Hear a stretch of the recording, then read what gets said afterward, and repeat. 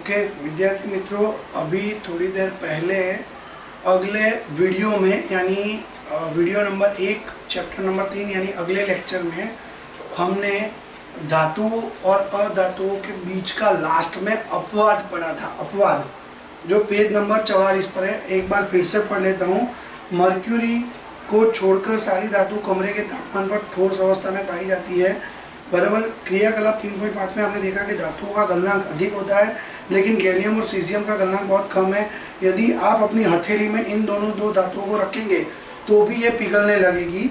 और दूसरा है क्षारीय धातु लिथियम, सोडियम, पोटेशियम इतनी मुलायम होती है कि उनको चाकू से काटकर भी उनके घनत्व का तथा गलनांक इतना कम होता है। उसके बाद आता है हम लोग अधातुओं के अपवाद पढ़ेंगे। तो अधातु के अपवाद में नंबर 2 आयोडीन।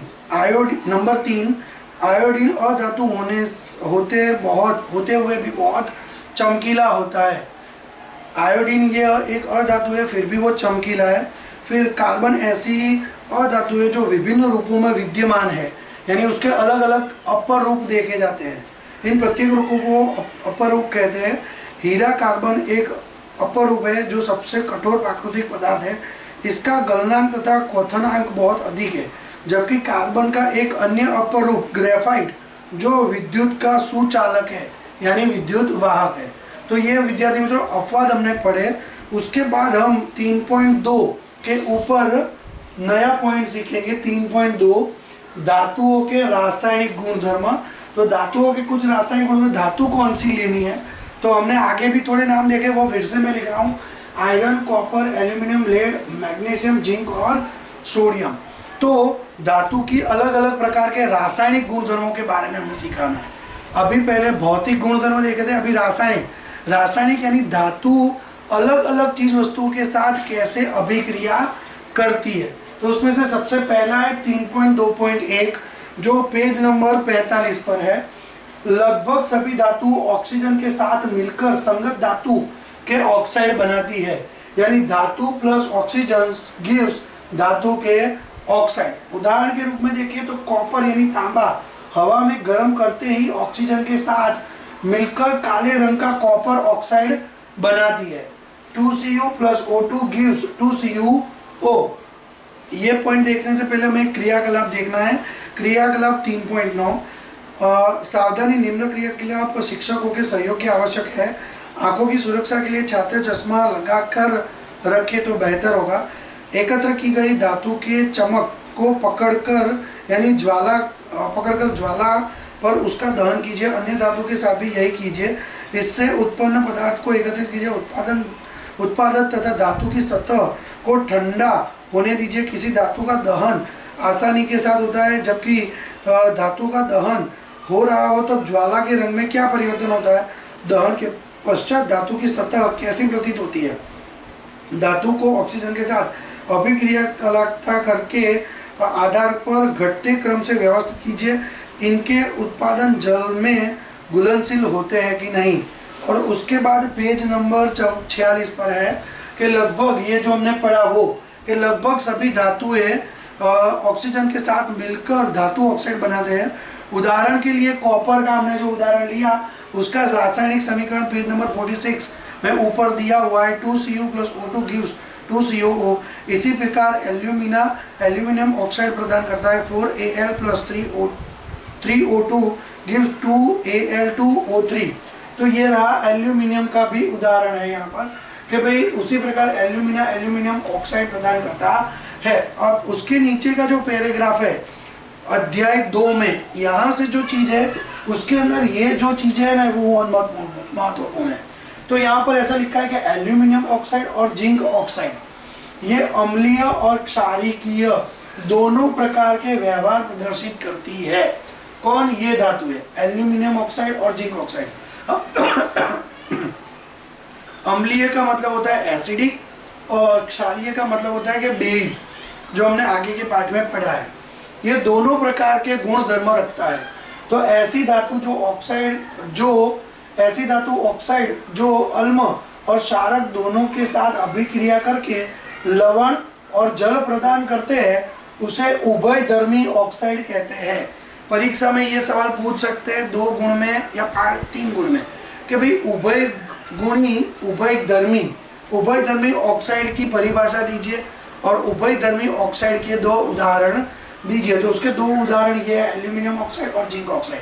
और उसके बाद उसके नीचे प्रतिक्रिया भी बताई गई है। पहले एल्यूमिनियम की हाइड्रोक्लोरिक एसिड के साथ प्रतिक्रिया और फिर एल्यूमिनियम की बेस जिसे हम लोग क्षारकीय कहते हैं, क्षारक यानी NaOH, यानी उसके साथ भी अभिक्रिया की हुई है। 2Al2O3 + 6HCl gives 2AlCl3 + 3H2O। और उसके बाद आता है Al2O3 + NaOH gives 2NaAlO2 + H2O।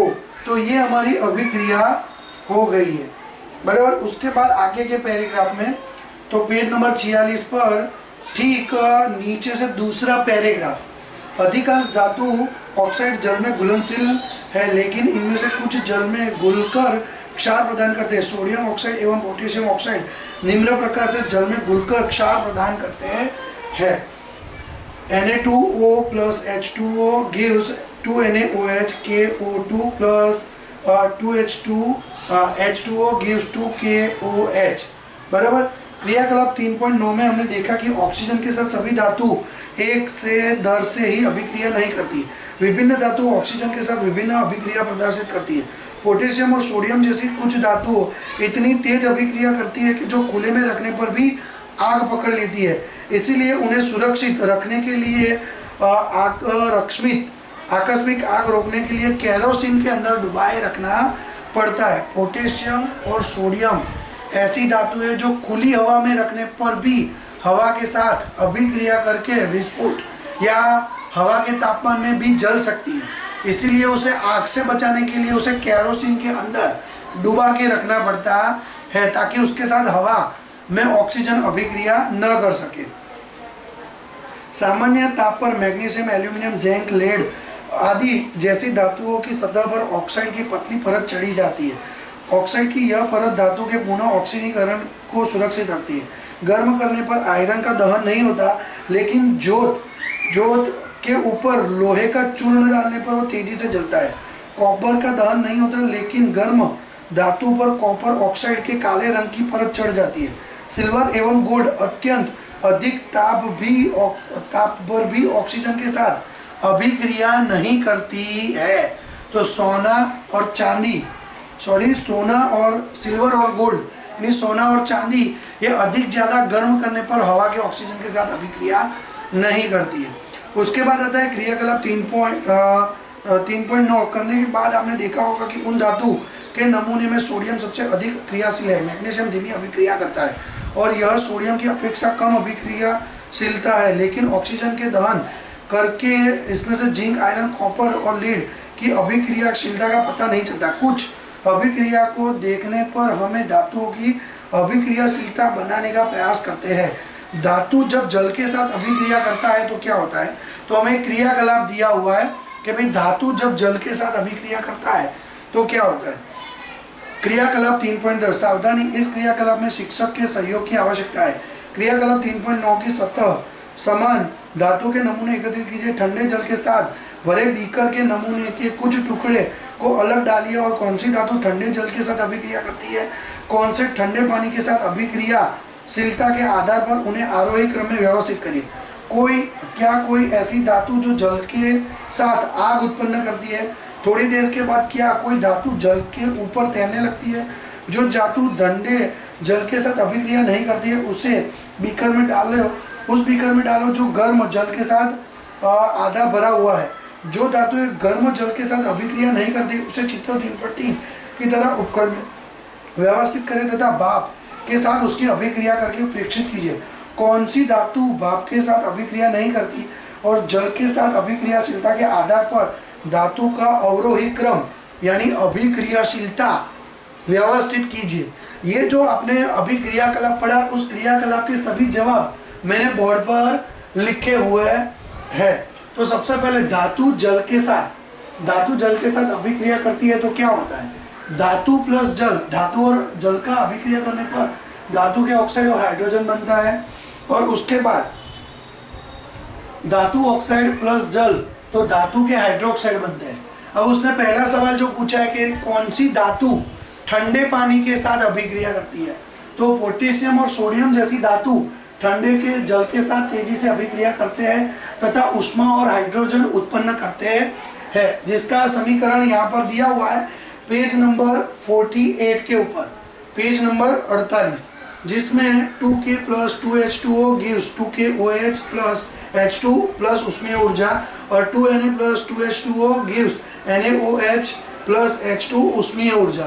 उसके बाद दूसरा नंबर जो उसने सवाल पूछा है कि कौन सी ऐसी धातु है जो ठंडे पानी के साथ नहीं पर गर्म पानी के साथ अभिक्रिया करती है, ये उसका क्रियाकलाप 3.10 में दूसरा सवाल था, जिसका जवाब यहाँ पे मैग्नीशियम ठंडा यानी शीतल जल के साथ अभिक्रिया नहीं करता है पर वह गर्म पानी के साथ अभिक्रिया करता है, मैग्नीशियम हाइड्रोक्साइड और हाइड्रोजन वायु उत्पन्न करता है। उसके बाद क्रियाकलाप 3.10 में ऐसा सवाल है कि कौन सी ऐसी धातु है जो ठंडे पानी या गर्म पानी के साथ अभिक्रिया नहीं करती है पर पानी की वाष्प यानी वराड, जो पानी गर्म करते हैं उसके ऊपर से भाप निकलती है ना, भाप, वो भाप के साथ अभिक्रिया करती है।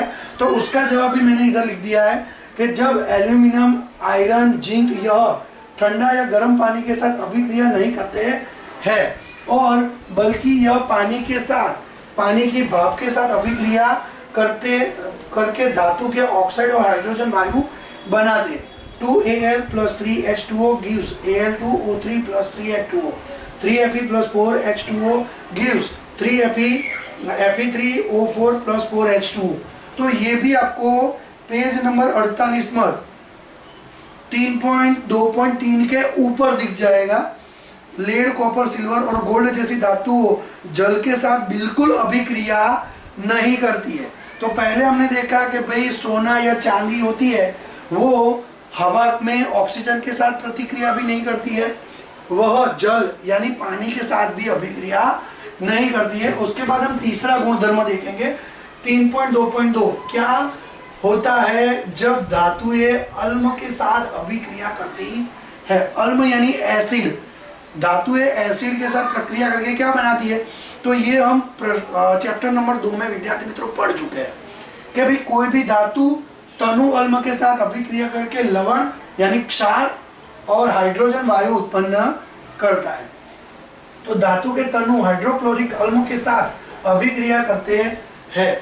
धातु है HNO3, ये एक एसिड है, अम्ल है, नाइट्रिक एसिड के साथ अभिक्रिया नहीं करता है क्योंकि HNO3 नाइट्रिक एसिड यानी अम्ल एक प्रबल ऑक्सीकारक होता है। उसके बाद Mg मैग्नीशियम और दूसरा Mn यानी मैंगनीज, मैग्नीशियम और मैंगनीज, यह बहुत तनु HNO3 यानी नाइट्रिक अम्ल के साथ अभिक्रिया करके H2O उत्पन्न करता है।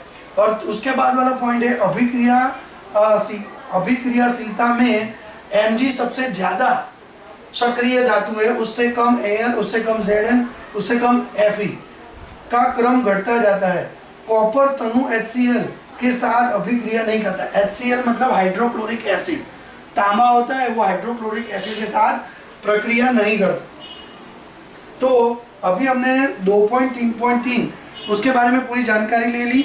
अब हम किताब में भी उसको पढ़कर देख लेते हैं कि भाई एक उसमें क्रियाकलाप भी दिया है कि भाई सोडियम तथा पोटेशियम की क्रियाकलाप 3.11, सोडियम तथा पोटेशियम के अतिरिक्त बाकी सभी धातु नमूने एकत्रित कीजिए।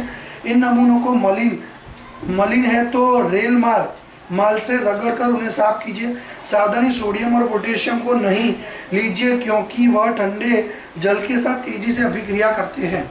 नमूनों को अलग अलग तनु हाइड्रोक्लोरिक अम्ल युक्त परख नली में डालिए। थर्मोमीटर को परख नली में इस प्रकार लटका दे कि उसका बल्ब अम्ल में डूबा रहे, यानी थर्मोमीटर का आगे का जो भाग होता है ना, जो सिल्वर कलर जैसा दिखता है, वो वाला बल्ब यानी वो वाला आगे वाला भाग अम्ल यानी एसिड में डूबा रहना चाहिए। बुलबुले बनने के दर को सावधानी पूर्वक से प्रेक्षण कीजिए। कौन सी धातु तनु हाइड्रोक्लोरिक अम्ल के साथ तेजी से अभिक्रिया करती है। आपने किसी धातु के साथ सबसे अधिक ताप रिकॉर्ड किया। तनु अम्ल के साथ अभिक्रियाशीलता के आधार पर तनु को अवरोही क्रम में व्यवस्थित कीजिए। तनु hydrochloric acid, alum, magnesium, aluminium, zinc और आयरन की अभिक्रिया के लिए समीकरण लिखिए। जब धातु नाइट्रिक अल्म के साथ अभिक्रिया करती है तब हाइड्रोक्लोरिक गैस उत्सर्जित नहीं होती है, क्योंकि HNO3 यानी हाइड्रोक्लोरिक एसिड यह एक प्रबल ऑक्सीडेशन करता है, यानी ऑक्सीकारक है, तो उत्पन्न H2 को ऑक्सीकृत के जल में परिवर्तित कर देता है। वह स्वयं नाइट्रोजन के किसी ऑक्साइड N2O, NO, NO2 में अपचित हो जाता है, लेकिन मैग्नीशियम Mg यह मैंगनीज Mn और तनु HNO3 के साथ अभिक्रिया करके H2 गैस उत्सर्जित करता है। क्रियाकलाप 3.11 में आपने देखा कि बुलबुले बनने के दर मैग्नीशियम के साथ सबसे अधिक होते हैं, क्योंकि इस स्थिति में अभिक्रिया में सबसे अधिक ऊष्मा यानी गर्मी पैदा होती है। अभिक्रियाशीलता, जिसे अवरोही क्रम कहते हैं, को घटती है। जैसे सबसे सक्रिय धातु Mg मैग्नीशियम, उसके बाद एल्यूमिनियम, उसके बाद Zn और उसके बाद Fe आयरन लोहा होता है, बराबर। तो कॉपर की स्थिति में तो बुलबुले नहीं बनते हैं, ना ही ताप में कोई परिवर्तन होता है। इससे पता चलता है कि कॉपर तनु HCl यानी हाइड्रोक्लोरिक एसिड के साथ अभिक्रिया नहीं करता है। विद्यार्थी मित्रों, इस वीडियो में हमने रासायनिक गुणधर्म धातु के, जिसमें 1, 2 और 3 गुणधर्म देखे हैं। इसके बाद 2, 3 और बचते हैं, 4 और 5, और वो हम अगले वीडियो में देखेंगे, यानी अगले लेक्चर में। अस्तु।